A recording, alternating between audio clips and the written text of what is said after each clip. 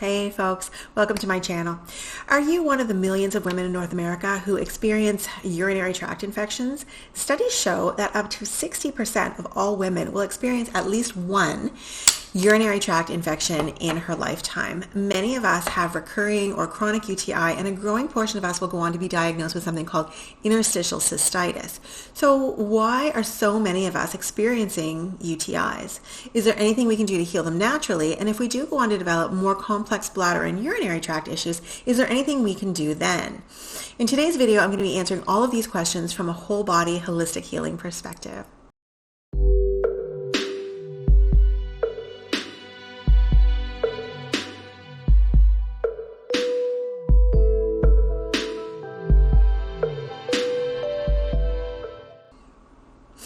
Welcome everyone. Thanks so much for sticking around. For those of you who don't know me, my name is Michelle and I'm an integrative healing practitioner, author of the Perception Connection program that's helping people completely change how they experience the world through movement, diet, functional lab testing, and mindset shifts.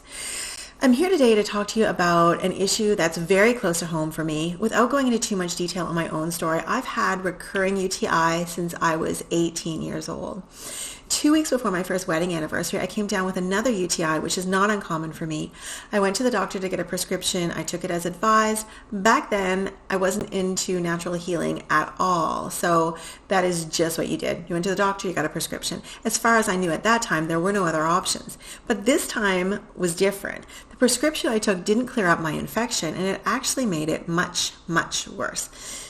2 days before my anniversary, I was dropping our daughter off at my mother's house so that my husband could take me to the emergency room. There, I learned that there are different antibiotics for different infections and that the one I had taken wasn't the right one for my pathogen. So by that point, unfortunately, the damage to my bladder had already been done. The UTI symptoms that had never went away had spiraled my life into this chaotic blur of chronic pain and discomfort, depression, anxiety, multiple chemical and food, environmental sensitivities, pain flares that felt like random bursts of fire all over my body. I thought I was allergic to mold, and there was more that I can't even recall right now, but it also set me on a path to where I am at this moment. Though my practice is whole body healing and my focus is healing subconscious mindset blocks, my specialty actually became healing the bladder and associated structures.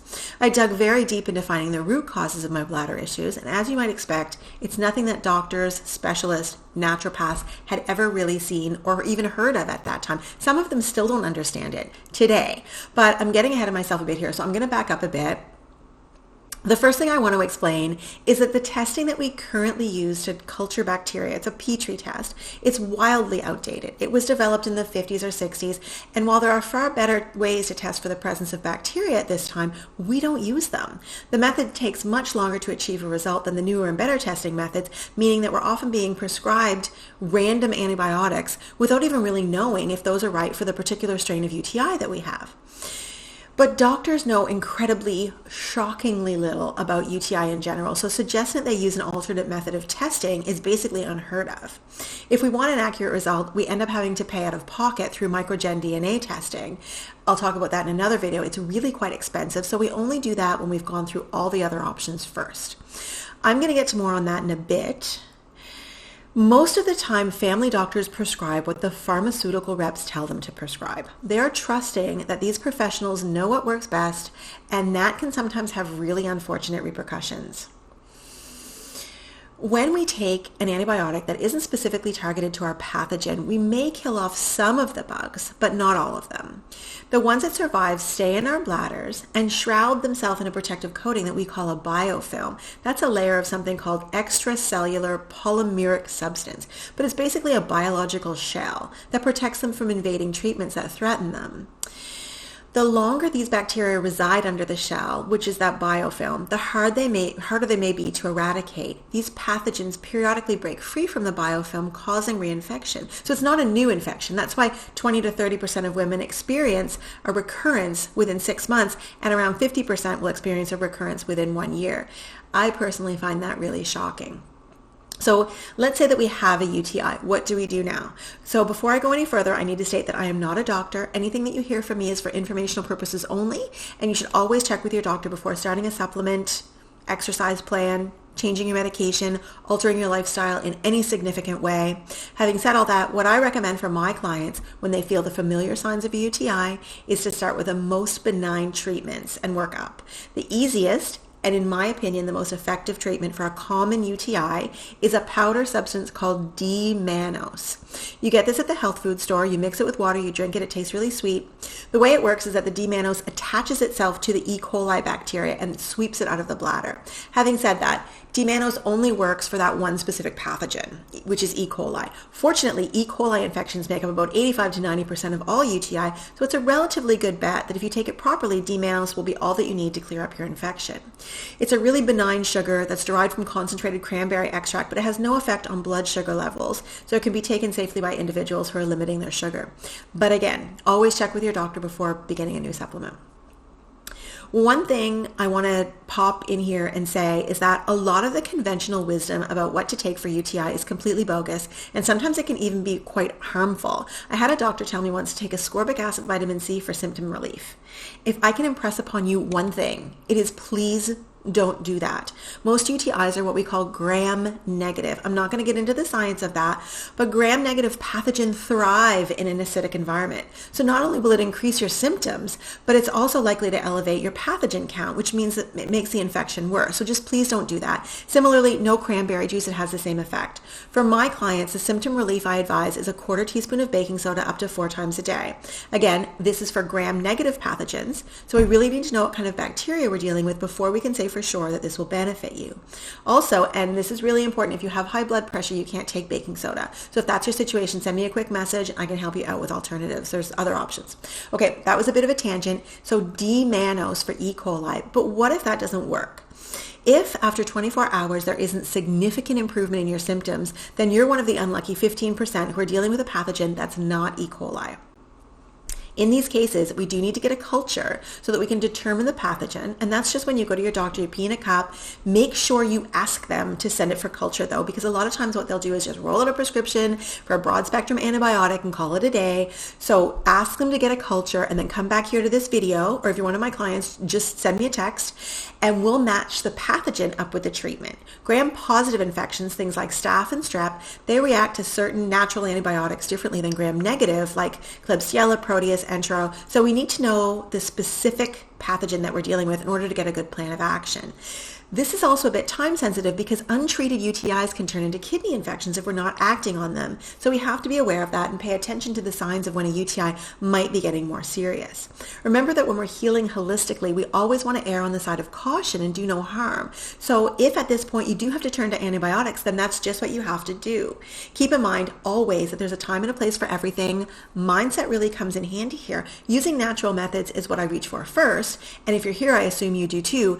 But when we need antibiotics, I will take them and I don't fear that. I can fix my gut later and we know how to do all of that. So we approach these situations with gratitude, we find out the pathogen, and then we know what direction to go in to treat that and knock out its biofilm. Okay. That was another bit of a tangent. I guess I am on a roll today. So getting back to what we can take, colloidal silver tends to work really well for gram-positive infections. And in this case, we want to try to keep the bladder acidic. So these bugs thrive in an alkaline environment.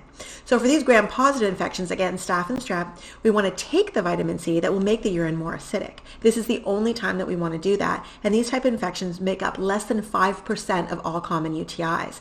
If you know for sure that you're copper toxic, please reach out to me and we'll talk about other ways that we can acidify without adding to your oxalate burden.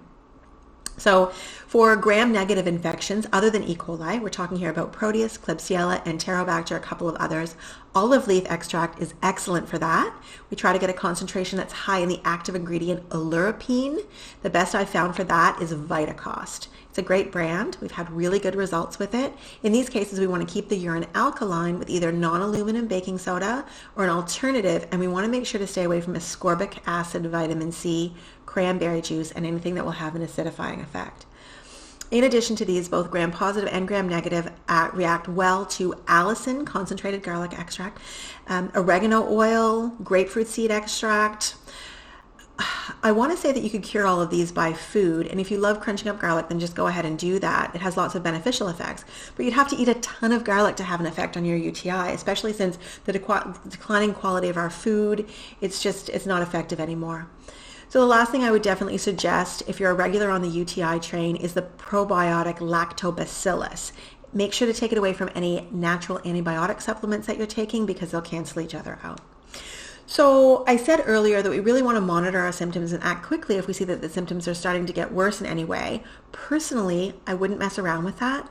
We can fix our guts later, and none of us want to end up with a kidney infection. It's really not fun. If you find that you have to go the antibiotic route this time, I would ask for first generation single dose treatment. It's easier on the gut. It is a broad spectrum, but it doesn't have the same kinds of potential side effects like fluoroquinolones, which I've just completely stay away from that. Anything with the word phlox in the name of it.